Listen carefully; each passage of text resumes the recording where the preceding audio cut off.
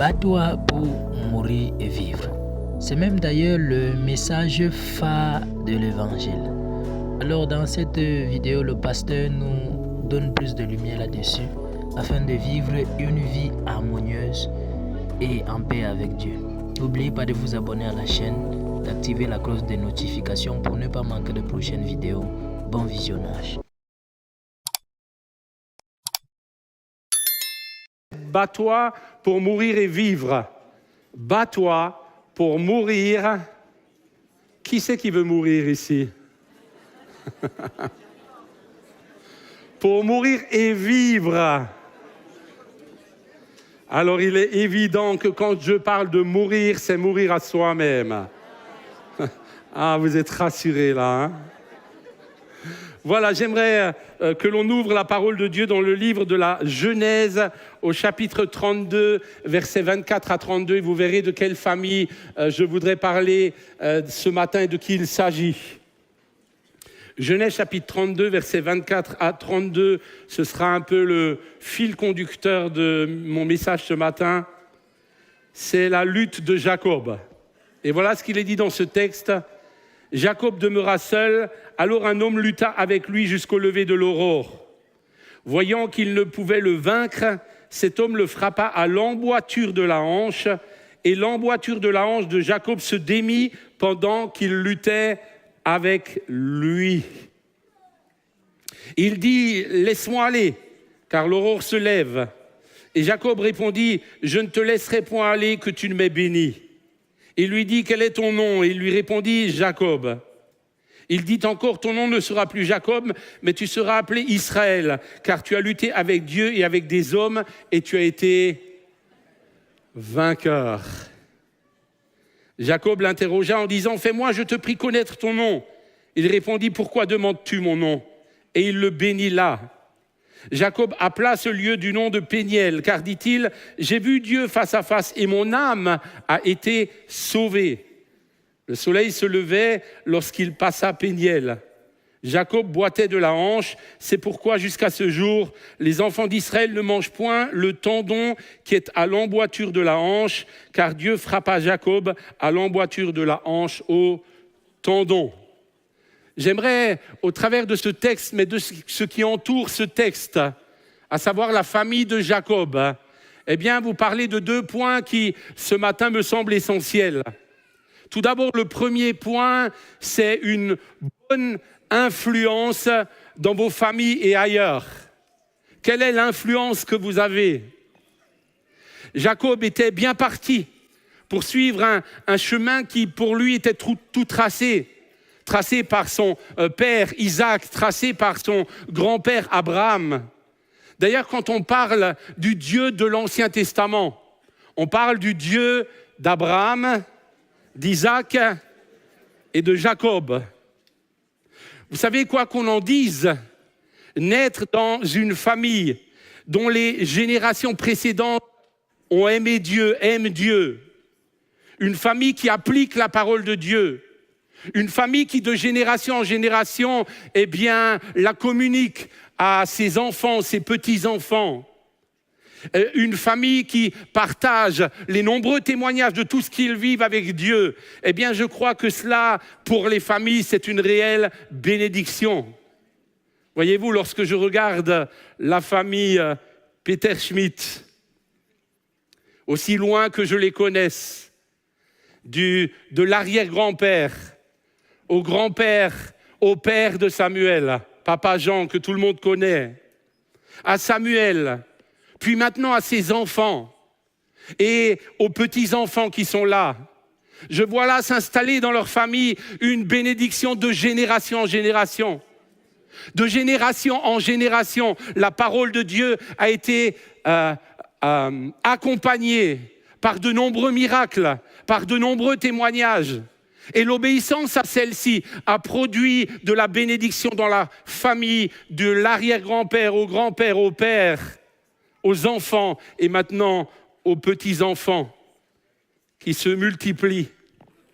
Ils sont aussi nombreux que les étoiles dans le ciel et que les grains de sable sur la mer. Dixit la postérité d'Abraham. Je suis ébahi par l'œuvre que Dieu accomplit dans leur vie et pour la bénédiction qu'ils sont pour l'Église ici présente et l'Église avec un grand E. Ils sont chacun pour leur part, avec les talents que Dieu leur a donnés, une merveilleuse bénédiction. Je regardais l'autre jour sur YouTube le témoignage d'Écrire notre histoire de Matt et Sarah Marvan. Et je me réjouissais de ce que, alors qu'ils ont grandi dans une famille qui aimait Dieu à leur tour, ils font leur propre chemin et ils suivent le Seigneur.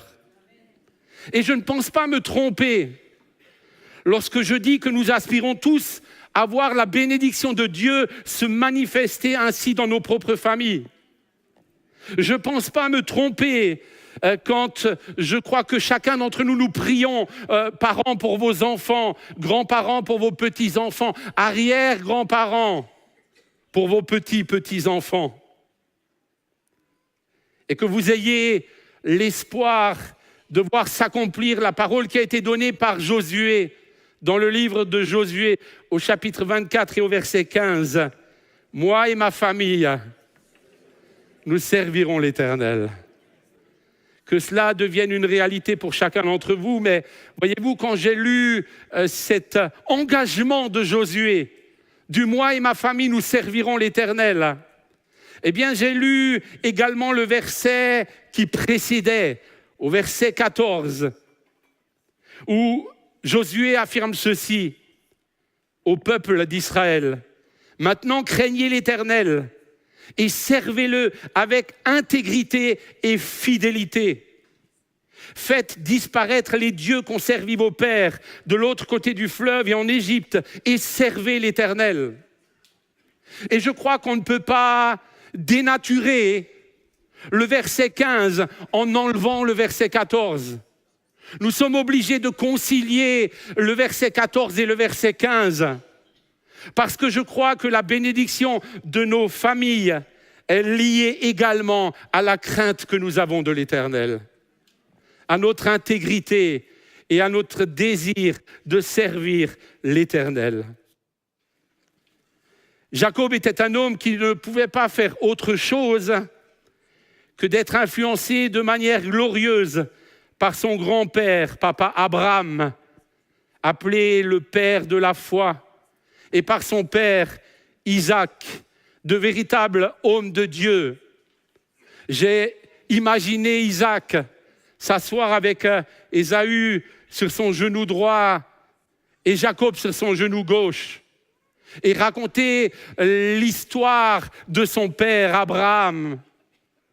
Et bien sûr que l'histoire d'Abraham était également liée à l'histoire d'Isaac.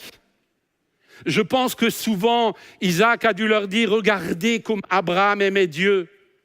Regardez comme il avait la foi, alors que Dieu lui a demandé, c'est Isaac qui parle à ses enfants, de me sacrifier, de me poser sur l'autel.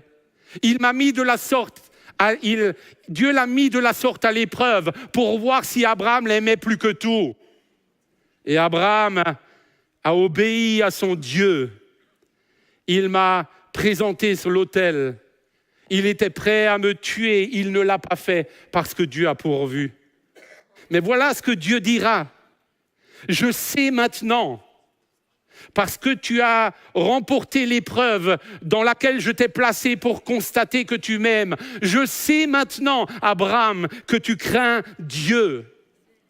Et j'ose espérer que Dieu puisse nous regarder ce matin dans les yeux et dire à chacun d'entre nous, je sais maintenant que tu crains Dieu.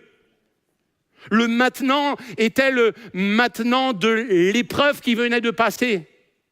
Je sais maintenant, face aux épreuves que tu rencontres, que tu n'as pas cessé de fixer les regards sur moi et que tu n'as pas rechigné, tu crains Dieu. Je sais, dans la manière dont tu as passé la crise Covid, dans la manière dont je t'ai vu la passer, je sais, face à cette épreuve, maintenant que tu crains Dieu. Dieu peut-il dire, pour que nous soyons une bénédiction pour nos familles, pour que nous ayons sur nos fils et nos filles une bonne influence, Dieu peut-il dire en nous regardant, je sais maintenant que tu crains Dieu. Laissez-moi toutefois souligner quelques dysfonctionnements familiaux qui ont également mis à jour que si Jacob devait être appelé, en tout cas si le peuple devait être appelé le Dieu de Jacob, il ne pouvait pas être appelé le Dieu de Jacob sans avoir lui, à son tour, alors qu'il était rempli de dysfonctionnements, rencontré son Dieu. Il était le Dieu d'Abraham, le Dieu d'Isaac. Parce qu'Abraham et Isaac avaient rencontré leur Dieu. Mais Jacob avait lui aussi besoin, pour que Dieu soit le Dieu de Jacob, et je le lisais tout à l'heure dans le livre de la Genèse, de rencontrer son Dieu. Une famille remplie de dysfonctionnements. Je pense pouvoir dire que nous sommes tous des familles où il y a des dysfonctionnements. Alors permettez-moi de parler de quelques-uns de ces dysfonctionnements. Je pourrais m'arrêter sur chacun d'entre eux et en faire un message. Ce n'est pas le but ce matin. Mais dans Genèse chapitre 25, verset 28, il est dit Isaac aimait Ésaü parce qu'il mangeait du gibier.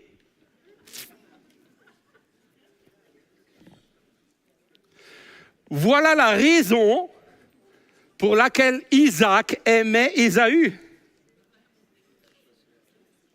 Si l'amour d'un homme passe par le ventre,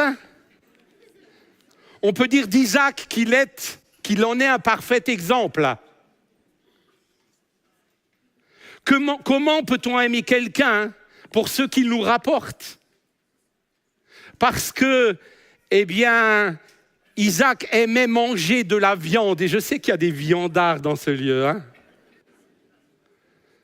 Je pourrais parcourir la salle et m'arrêter sur certains.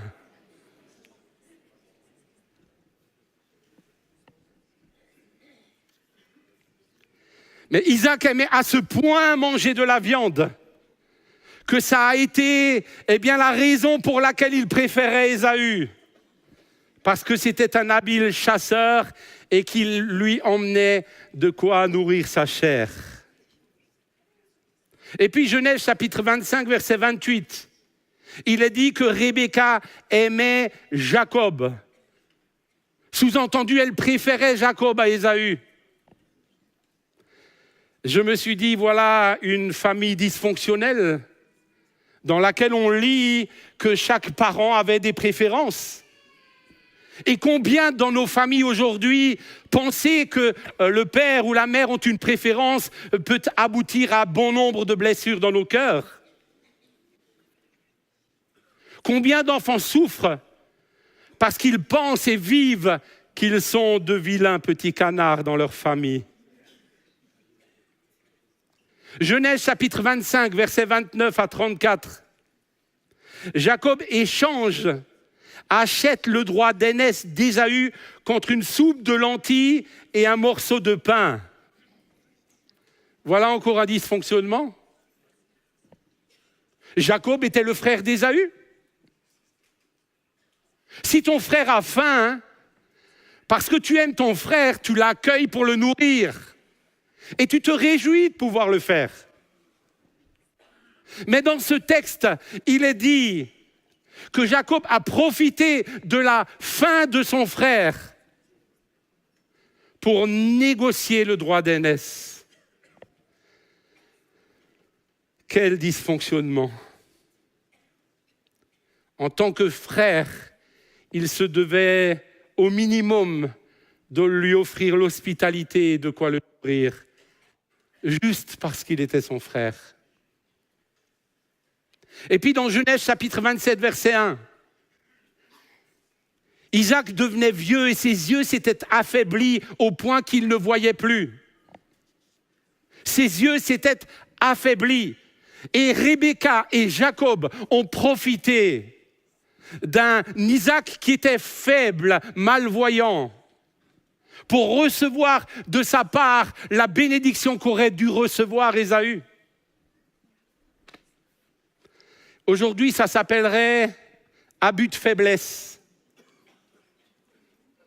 Et on pourrait emmener Jacob devant les tribunaux pour abus de faiblesse. Ésaü, en tout cas, aurait pu le faire.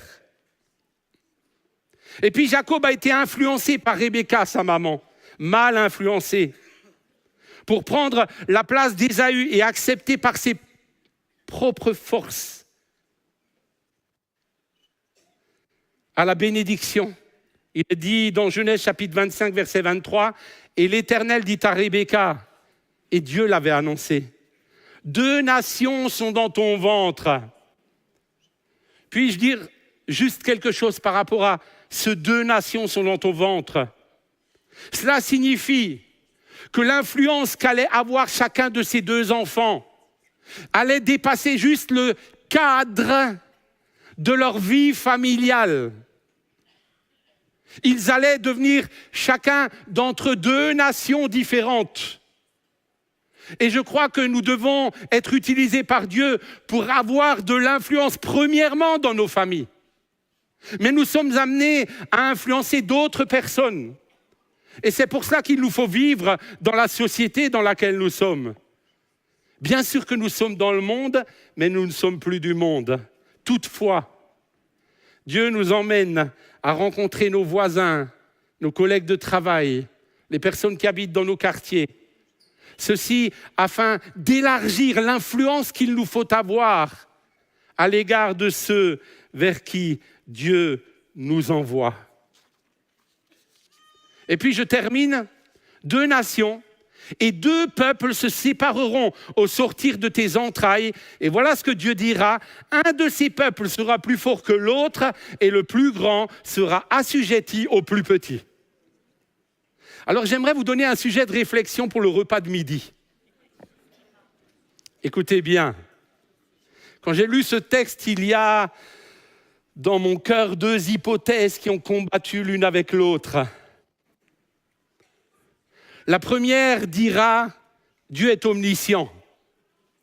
Et parce que Dieu sait tout d'avance, Dieu savait que Jacob et Rebecca allaient agir de la manière dont ils ont agi. Et parce que Dieu savait, il a déclaré que l'aîné serait assujetti au plus jeune. Parce que Dieu écrit l'histoire avec ce qu'il sait déjà, alors que nous ne le savons pas. Mais une autre hypothèse a parcouru mon cœur. Je vous la partage. Est-ce que Rebecca et Jacob étaient obligés de passer par le chemin tortueux, par le détour par lequel ils sont passés, pour que Dieu puisse accomplir ce qu'il avait dit à la naissance d'Ésaïe et de Jacob?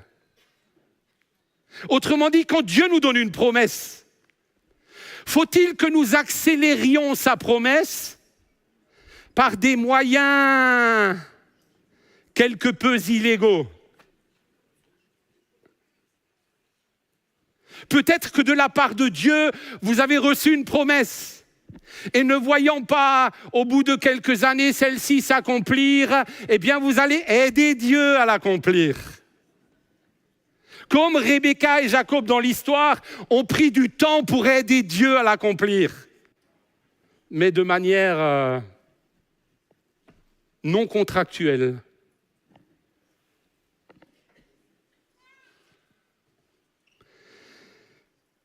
L'histoire de Rebecca est l'histoire d'une mauvaise influence à l'égard de son fils. Rebecca n'a eu de cesse que de forcer la promesse que Dieu avait faite, plutôt que d'attendre que Dieu l'accomplisse. Mais je vous laisse avec ça. Vous en discuterez avec vous.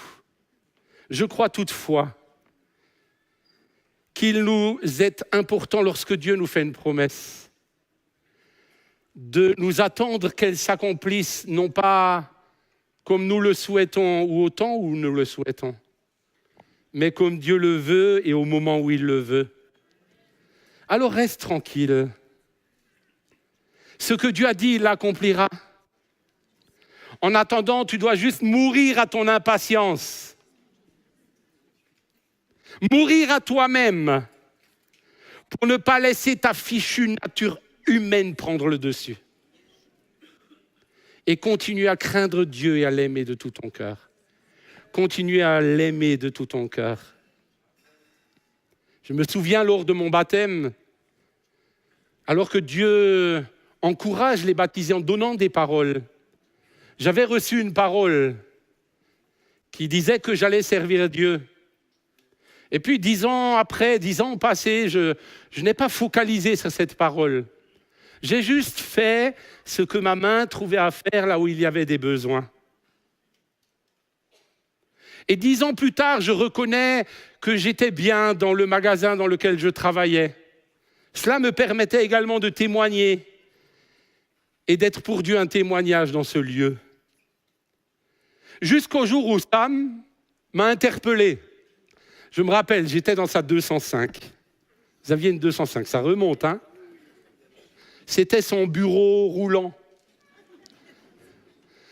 Et alors, j'étais assis à côté de lui, il me dit « Bertrand, écoute, nous souhaiterions, avec l'équipe pastorale, que tu intègres celle-ci. » Et alors, quand il m'a dit cela, j'étais fort insécurisé. Parce que je me disais « Mais comment puis-je rejoindre une équipe telle que celle-ci? Moi qui suis tellement incapable. » Et alors j'ai dit à Sam, écoute, puis-je attendre pour te donner la réponse? Je vais prier pour cela. Et voilà que se passent quelques jours, voire quelques semaines. Et un jour, Sam me dit, écoute, il y a une convention de jeunes en Belgique, est-ce que tu voudrais y aller pour amener l'évangile? Je dis, ok, j'y vais. Et donc j'y suis allé sans mon épouse. Et alors que j'y étais, je me rappelle du texte que j'abordais, c'était un texte sur Gédéon. Et je voyais là Dieu agir au milieu des jeunes. Et à la fin de ce moment, il y a une sœur responsable de ce temps que nous avons partagé ensemble qui me dit « Puis-je me permettre de prier pour toi avant que tu ne prennes le chemin du retour ?» Et elle prie pour moi. Et elle fait une prière qui me semblait tellement particulière. Elle me dit, Dieu bénit ce frère qui est comme Isaac qui a mis sa vie sur l'autel. Je dis, c'est une prière particulière, hein? Seigneur, au cas où tu me mets sur l'autel, trouve aussi de quoi me remplacer, hein? Et puis, parallèlement à cela, mon épouse, qui n'était pas avec moi, va dans un week-end famille, alors qu'elle ne devait pas y être, puisque moi, j'étais ailleurs. Mais elle est allée aider à la cuisine. Et alors qu'elle aidait en cuisine et que Sam avait une réunion avec les gens présents, voilà qu'elle passe la tête par la porte pour écouter ce qu'il disait. Et puis, quasi au moment où elle fait cela, Sam l'appelle et reçoit une parole pour elle. Et voilà ce que disait cette parole. « Ma sœur, ton mari est comme Isaac et tu dois le déposer sur l'autel. Et alors qu'il sera en déplacement, moi, l'Éternel, tu n'auras rien à craindre parce que je prendrai toujours soin de toi. » Et en parallèle, le même week-end, quand elle est rentrée, qu'elle m'a raconté ce qu'elle a reçu, et que je suis rentré pour lui dire comment cette sœur avait prié, j'étais à ce moment-là persuadé que c'était le moment et le temps de Dieu pour rentrer dans le ministère. N'essayez pas de précipiter ce que Dieu veut faire, mais attendez ce qu'il fera. Il y a beaucoup d'hommes et de femmes qui m'ont influencé de manière incroyable. Jean-Jacques Muller, qui n'est plus là, m'a influencé dès ma conversion. Sam, l'ensemble de l'équipe pastorale. Vous savez, souvent le mardi matin, lorsque nous sommes en réunion, je ne suis pas un grand parleur, mais j'aime bien écouter. Et alors, tout ce que j'écoute me permet, en tout cas, d'enregistrer comment ils font, de quelle manière ils font, et de pouvoir ensuite mettre en pratique tout ce qui est dit. Et puis la parole de Dieu regorge elle également de personnes qui m'ont influencé au quotidien. Il y a eu David qui, au risque de sa vie, arrachait les brebis de ce qu'il en restait de la bouche des lions pour essayer de les sauver. 1 Samuel chapitre 17 versets 34 à 35. David dit à Saül, alors que Saül essayait de le décourager et voulait avoir une mauvaise influence sur lui, il dit, ton serviteur faisait paître les brebis de ton père. Et quand un lion et un ours venaient en enlever une du troupeau, je courais après lui, je le frappais et j'arrachais la brebis de sa gueule. S'il se dressait contre moi, je le saisissais par la gorge, je le frappais et je le tuais. Quel homme de Dieu! Il m'a toujours impressionné par son courage et sa résilience. Où en es-tu, toi? Est-ce que c'est ton canapé qui a de l'influence sur toi? Est-ce que c'est ta télé? Est-ce que c'est les réseaux sociaux? Est-ce que c'est ton petit confort? Ou est-ce que de tels hommes de Dieu ont sur toi une influence telle que ton désir est de te lever et de servir le Seigneur? Abraham, bien sûr, que je citais tout à l'heure, qui a été capable de sacrifier ce qu'il avait de meilleur. Daniel et ses 3 amis, qui n'ont pas renié leur Dieu dans un contexte difficile de captivité et qui étaient prêts à mourir, les uns dans la fournaise ardente et l'autre dans la fosse aux lions, parce qu'ils ont refusé de subir l'influence des Babyloniens et d'adorer un autre Dieu que le leur. Fais-tu des concessions en obéissant aux lois iniques et aux conséquences de celles-ci? Ou restes-tu fidèle au Seigneur? Quand même, alors que tu lui restes fidèle, il faudrait en payer le prix. Et puis Étienne, qui est mort pour Jésus, il a été influencé par les paroles dites par Jésus sur la croix. Seigneur, pardonne-leur parce qu'ils ne savent pas ce qu'ils font. Lui-même, par rapport à ceux qui le lapidaient, a dit, Seigneur, ne leur impute pas ce péché. Il a eu une influence pour Paul que nous connaissons tous. Et puis la pauvre veuve, dans Marc chapitre 12, Jésus s'est assis devant le tronc. Et donc il a vu que nous avons mis le QR code.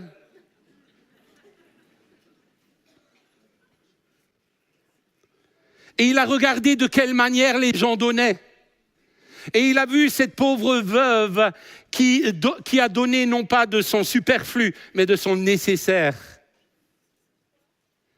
Et aujourd'hui, on parle d'elle dans la parole de Dieu, par amour pour Dieu et pour influencer d'autres personnes. Es-tu prêt à donner non pas juste de ton superflu, mais également de ton nécessaire? Que dire bien sûr de l'influence de Jésus sur ceux qui sont passés de pécheurs à disciples et de disciples à apôtres, qui ont donné leur vie à Jésus? Es-tu prêt à te dire, et c'est ce que je fais souvent, mais dans toutes les décisions que tu dois prendre ou dans tout ce que tu es amené à faire, que ferait Jésus à ma place? Que ferait-il à ma place? Es-tu prêt à mourir à toi-même pour servir Dieu et influencer quelqu'un d'une bonne influence?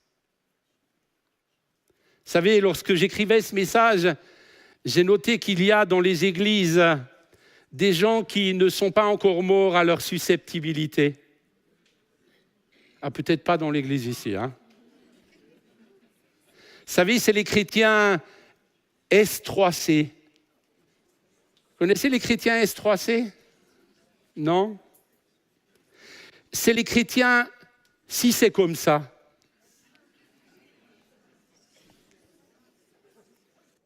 Qui, à cause de leur manière d'agir et de réagir, ont une influence particulière sur les autres, des chrétiens. Si c'est comme ça, le pasteur ne m'a pas salué.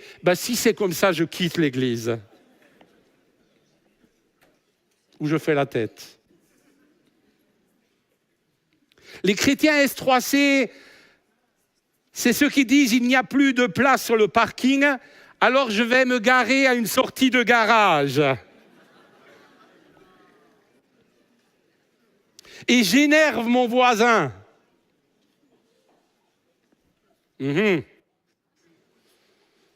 En même temps, vous priez pour les gens du quartier. Trouvez ça cohérent, vous. Et quand vous sortez alors que le voisin est énervé parce qu'il n'a pas pu sortir, vous lui dites, mais si tu savais combien Jésus t'aime, mon ami.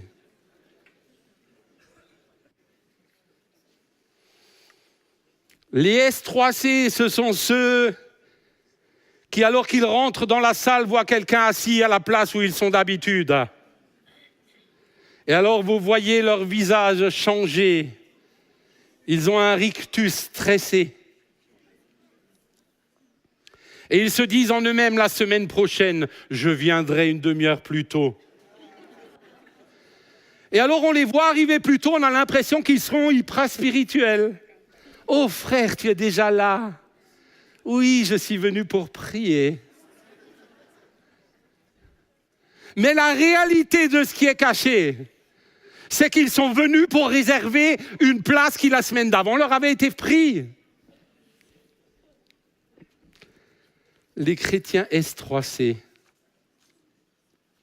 Si c'est comme ça, le pasteur avec qui j'ai eu un entretien n'a pas dit ce que j'avais voulu entendre. Alors je fais le tour des pasteurs. Vous savez, il y en a, c'est des spécialistes. Quand un ne dit pas ce que celui qui est venu voulait entendre, alors il prend rendez-vous avec un autre pasteur.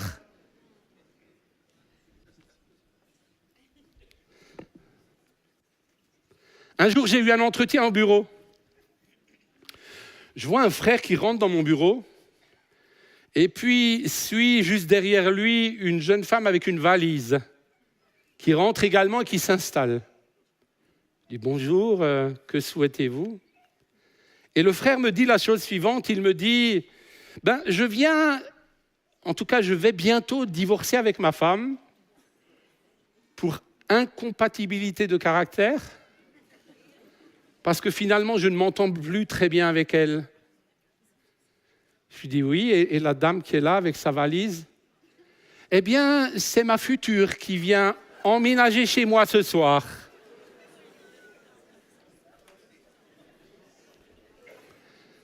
Non mais j'ai cru tomber de mon fauteuil, je vous promets, j'ai cru tomber de mon fauteuil.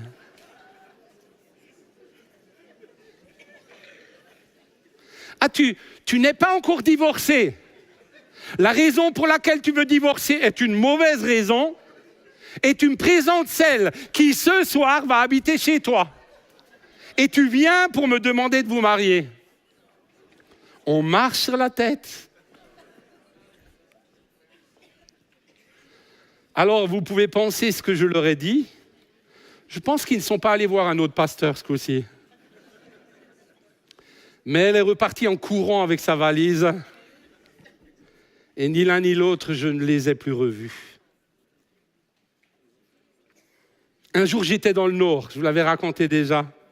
Et puis à la fin de la prédication chez Alain, voilà qu'un homme vient me voir et me dit j'ai quitté mon église, il avait l'air en colère. Je dis qu'est-ce qui s'est passé dans votre église? Il m'a dit c'est grave ce que j'ai vécu. Je dis ah bon? Il me dit oui, dans les petits godets pour la Sainte Seine, au lieu de mettre du vin, ils ont mis du jus de vin.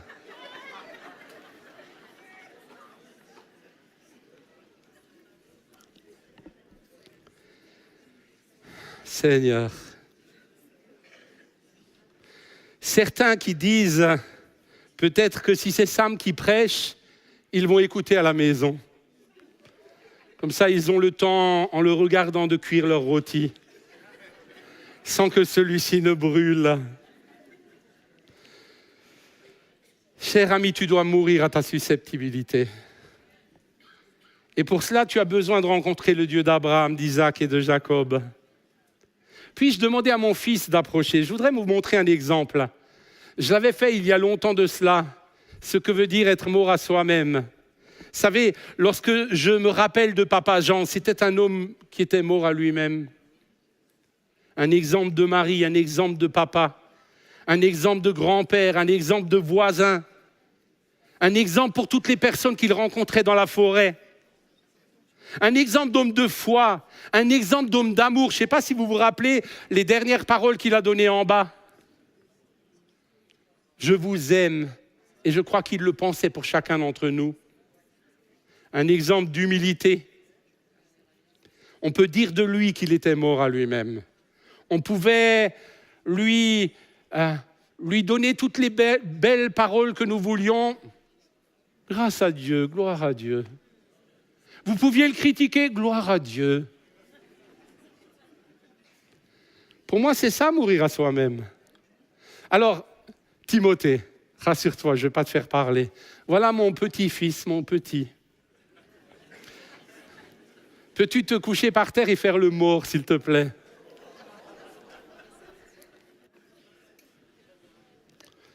Voilà. Tu es bien mort, là, hein? On va vérifier s'il est mort, d'accord? Timothée, qu'est-ce que tu es musclé. Un mort, ça sourit pas normalement, hein? Mais je ne sais pas chez qui tu vas comme coiffeur. En tout cas, il te fait une de ses coupes, mon ami. Tu es un beau gosse, hein? Et alors tes baskets, franchement, lorsque je parcours les chaussures de ceux qui viennent à l'église le matin, toi, c'est les plus belles de toutes. Bon. Vous voyez qu'il n'a pas réagi, en tout cas, il y a un petit rictus, évidemment. Changeons de registre.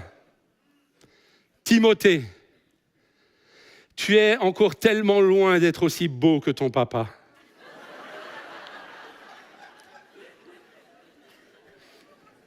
Non, mais je vous garantis que s'il n'était pas mort, il m'aurait répondu, hein?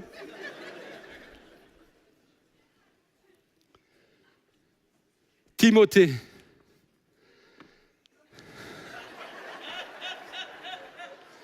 Je voudrais t'annoncer aujourd'hui que mon fils préféré, c'est Ézéchiel. Ah, il y en a, ils ne sont pas morts à eux-mêmes, hein?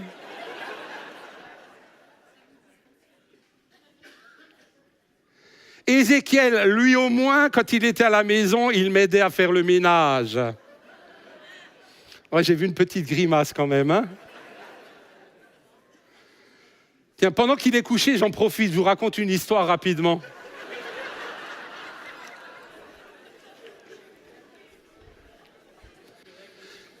J'en profite qu'il soit mort pour régler mes comptes. Mais il va m'attendre à la maison, vous inquiétez pas, hein? Un jour, il partait à un match de foot et il me dit « Pape, s'il te plaît, prie pour moi. On joue contre une équipe qui est tellement meilleure que la nôtre. Prie pour qu'on ne perde pas avec trop de points d'écart. » Et alors, je lui dis « Non, je ne vais pas prier pour ça. Je vais prier pour que vous gagniez. » Et il n'y croyait pas trop. Et alors, j'ai prié pour cela. Et puis, après le match, il rentre à la maison. Il me dit « Papa, tu imagines pas quoi ?» Je lui dis « Quoi? On a gagné 2-1. » Et moi, je dis, gloire à Dieu, il a répondu. Et puis il me regarde et il dit, Paps, c'est quand même aussi parce que j'ai bien joué, hein. Timothée, merci, tu peux te relever si tu ne t'es pas endormi. Est-ce qu'on peut l'applaudir?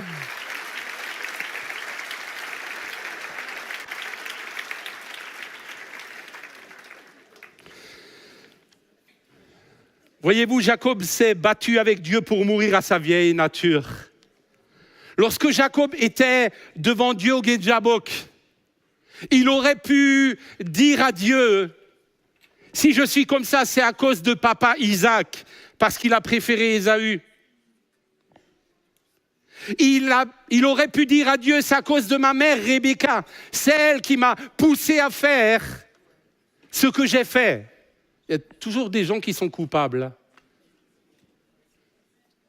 Il aurait pu dire, Dieu, c'est toi qui es responsable, parce que la parole que tu as eue au sortir du ventre de ma mère, eh bien, je t'ai aidé à l'accomplir. Mais finalement, c'est toi qui l'as dit. Est-ce que Jacob a fait cela? À aucun moment. Jacob n'a accusé ni Rebecca, ni Dieu, ni son père, mais Jacob est venu devant Dieu avec cette attitude d'humilité, reconnaissant qu'il était coupable et qu'il avait besoin de changer. Et parce que Jacob a reconnu qu'il avait besoin de changer, parce qu'il s'est battu pour recevoir de la part de Dieu la bénédiction, il l'a obtenue. Bats-toi, non pas pour essayer de te chercher des excuses aux difficultés que tu rencontres. Alors bien sûr, et j'ouvre une parenthèse, il y a des souffrances et des douleurs qui sont le résultat de ce que d'autres ont pu faire sur votre vie. Bien sûr que c'est une réalité. Mais plutôt que de regarder à cette réalité-là, commence par dire que ce qui m'a entraîné dans ce qui me fait souffrir aujourd'hui, c'est que j'ai besoin que mon cœur change et soit transformé par le Seigneur. Premier point, meurs à toi-même. Et si tu meurs à toi-même, ce n'est pas toi qui vivras, mais Christ qui vivra en toi. Et alors Dieu pourra dire, je suis le Dieu d'Abraham, d'Isaac et de Jacob, et je suis le Dieu de Claude Gréder. Je suis le Dieu d'Abraham, d'Isaac et de Jacob, et je suis le Dieu de Dominique Peter-Schmidt.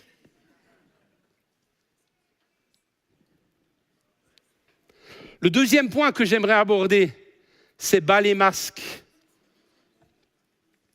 Voyez-vous, vous laisser influencer par des hommes et des femmes de Dieu ne signifie pas qu'il faut être comme eux ou pire, être eux-mêmes.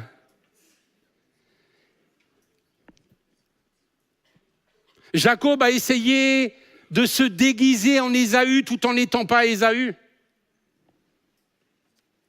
Il a pris son odeur, son manteau. Il a mis également des poils parce qu'Ésaü était apparemment plus viril que lui. S'il vous plaît, n'essayez pas de prendre la place de quelqu'un d'autre. En usant de ruses et de stratagèmes, vous êtes vous-même. Et Dieu vous aime vous-même tel que vous êtes. Pour certains, il vous aime tellement qu'il ne vous laissera pas comme vous êtes, mais il continuera à vous transformer. Ne soyez pas jaloux de la réussite des autres. Parce que les autres, c'est les autres. Ils accomplissent pour Dieu ce qu'ils sont amenés à accomplir. Mais vous êtes vous-même. Et Dieu a un plan pour vous-même. Arrêtez de toujours vous comparer. Moi, je suis moi, et toi, t'es toi. T'-E-S, pas T-A-I-S, hein. Quoique, pour certains, c'est tais-toi pour être toi.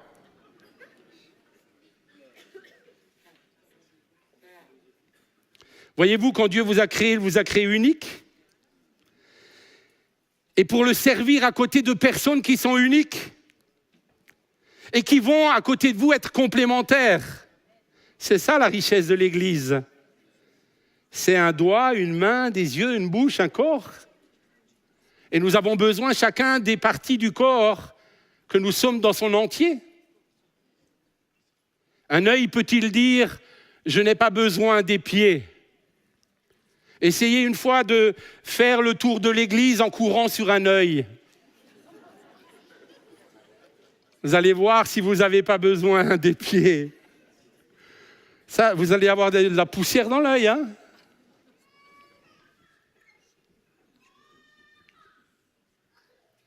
Essayez une fois de faire le tour de l'église sans les yeux, juste avec vos pieds.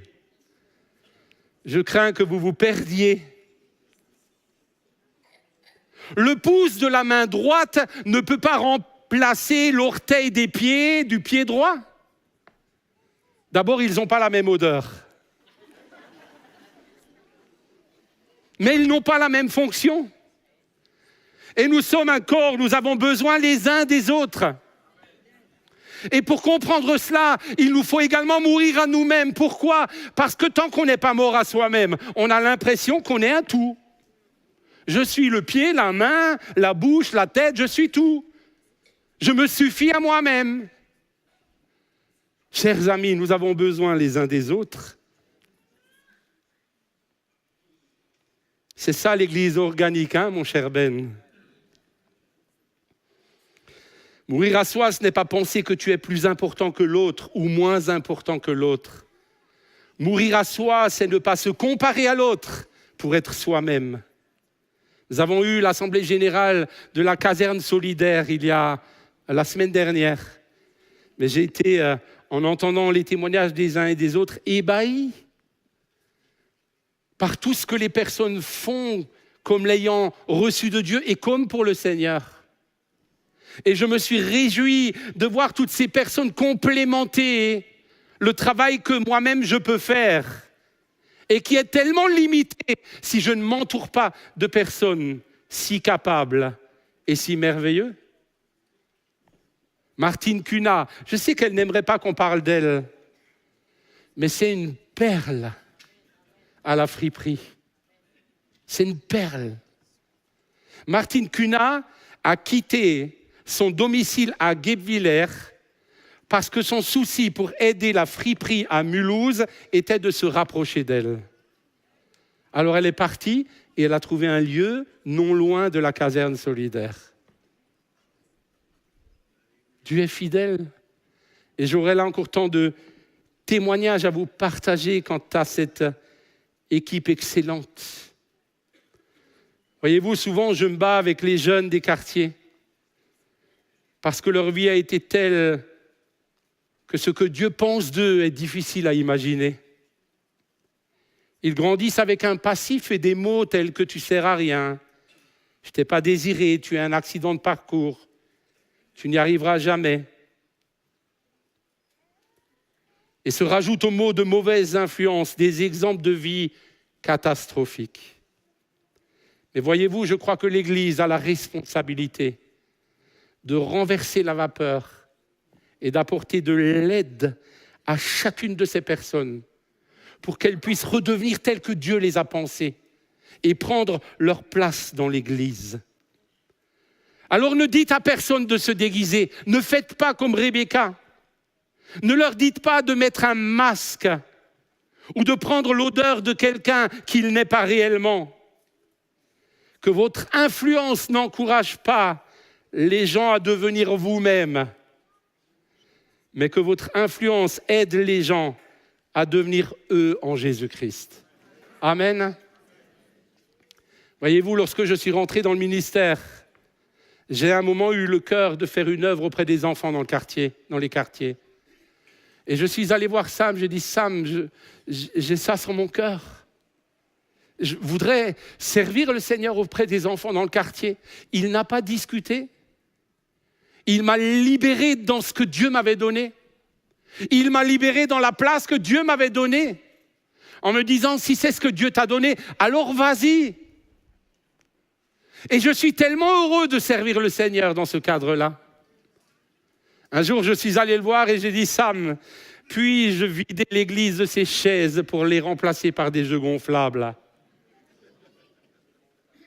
Et très honnêtement, je ne m'attendais pas forcément à une réponse immédiatement positive. Il m'a dit, fais-le. Et depuis plus de 10 ans maintenant, chaque année, nous faisons dans ce lieu une grande fête pour les enfants et de l'église et du quartier. Et nous nous réjouissons de pouvoir le faire. Et au travers de cela, de voir des hommes et des femmes s'engager pour le Seigneur.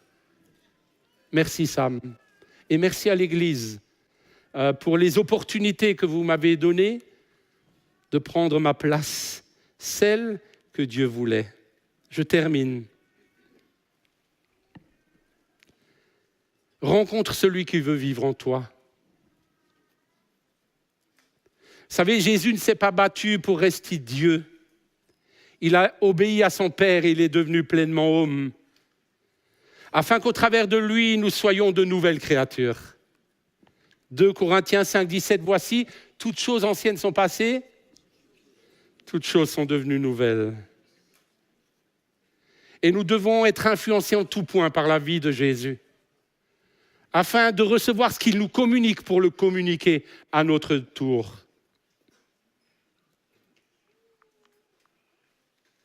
Jacob s'est présenté devant Dieu au gué de Jabbok.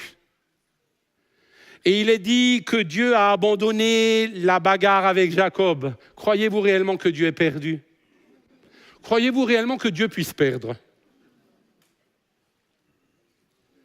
Et des fois, quand Dieu s'accorde le droit de perdre, il s'accorde le droit de perdre pour gagner. Parce que des fois, quand on perd, on gagne.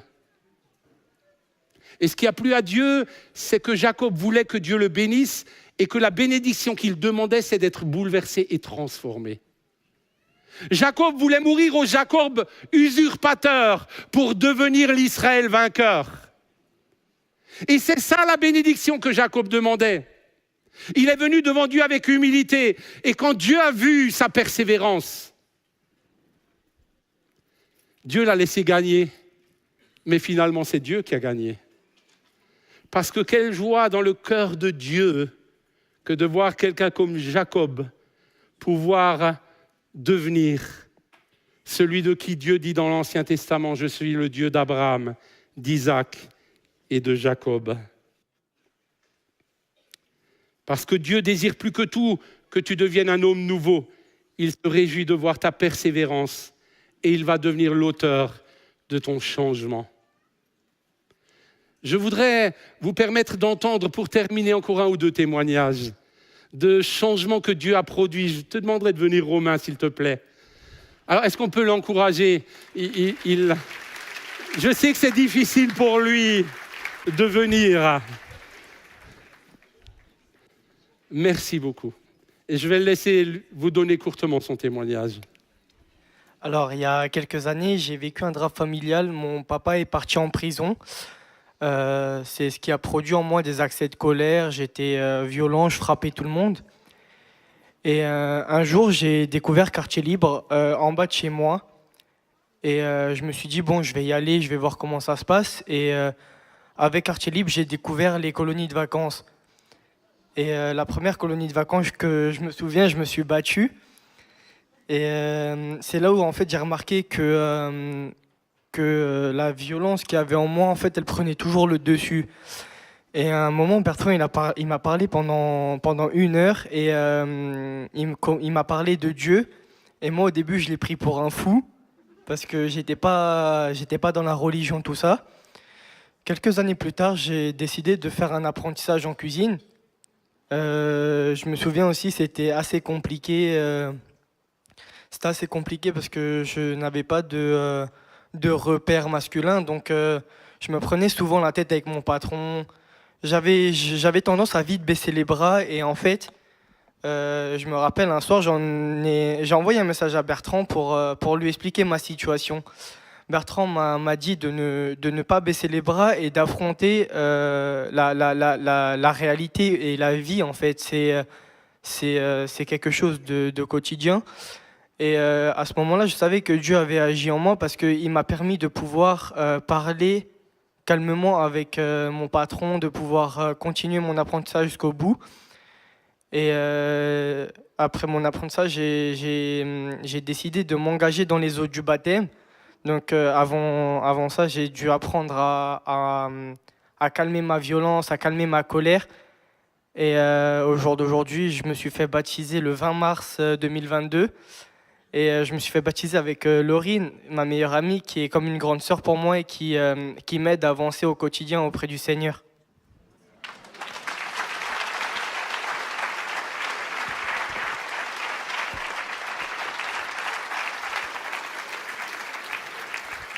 Merci beaucoup, Romain. Vous avez vu les bagues qu'il a au doigt? Quand il était violent, ça décuplait sa force. Hein. Vous aviez les marques des bagues sur la joue. Et j'aimerais juste vous lire, j'aurais énormément de témoignages, mais j'aimerais vous lire justement le témoignage de son amie Laurine qui est là, qui me l'a écrit et envoyé. Voilà ce qu'elle dira et j'inviterai les musiciens à venir. Merci beaucoup. Voilà ce qu'elle dit. Tout a commencé à ma naissance, j'ai vécu sans l'amour d'un père. Je vivais seul avec ma mère et je ne connaissais pas Dieu. J'ai aussi perdu mon grand-père avant mes 10 ans. et mon grand frère Kevin ainsi qu'une amie. Ma vie était compliquée et je me retrouvais de plus en plus seul.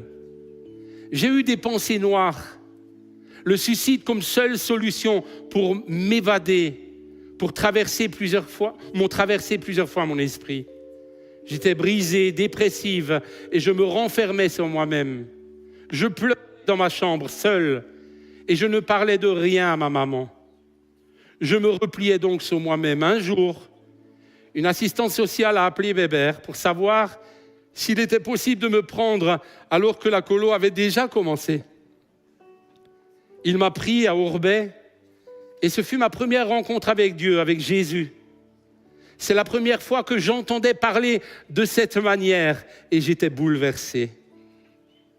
Il y a encore eu bien des batailles, mais je savais maintenant que Dieu était avec moi. Un jour, à 3h du matin, Bébert a envoyé un message sur le groupe WhatsApp Préféré Jésus et ce texte était une réponse à une prière que Dieu seul connaissait. Aujourd'hui, je suis totalement guéri. Je ne vis plus avec mon passé. J'aime Jésus. Et il m'a appris à pardonner à mon père qui m'avait ignoré, qui était absent. Dieu m'a libéré de mes chaînes. J'ai ouvert mon cœur à son amour et je suis passé par les eaux du baptême en même temps que Romain, le 20 mars. Aujourd'hui, j'avance avec Jésus et comme il est dit dans le livre de Luc, n'aie pas peur, ton Père a choisi de te donner le royaume. Merci à tous ceux qui ont influencé ma vie et qui m'ont aidé et suivi pour que je devienne, grâce à Dieu, une nouvelle personne. Amen.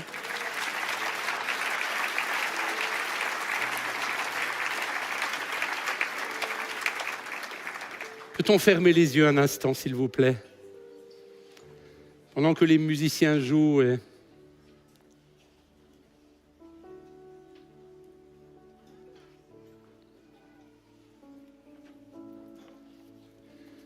J'aimerais ce matin en particulier parler à ceux qui réalisent qu'ils ont besoin de changer, comme l'a réalisé Jacob, qui a vécu dans une famille dysfonctionnelle, mais qui lui-même l'était, et qui a compris que pour que les choses changent, il fallait premièrement que son cœur change. Et Dieu a été l'auteur de ce changement. Jésus veut pour vous être ce matin parce qu'il est présent, l'auteur de ce changement. Peut-être que vous êtes là et vous avez subi de mauvaises influences.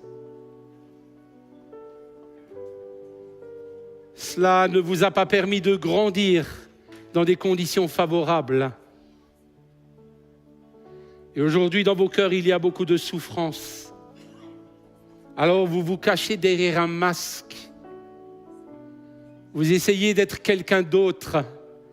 Vous vous déguisez, mais vous ne vous permettez pas d'être vous-même. Parce que vous avez une tellement mauvaise image de ce que vous êtes vous-même. Et ce matin, Dieu dit à ces personnes qu'il vous aime, qu'il vous désire et vous souhaite, qu'il veut changer votre cœur.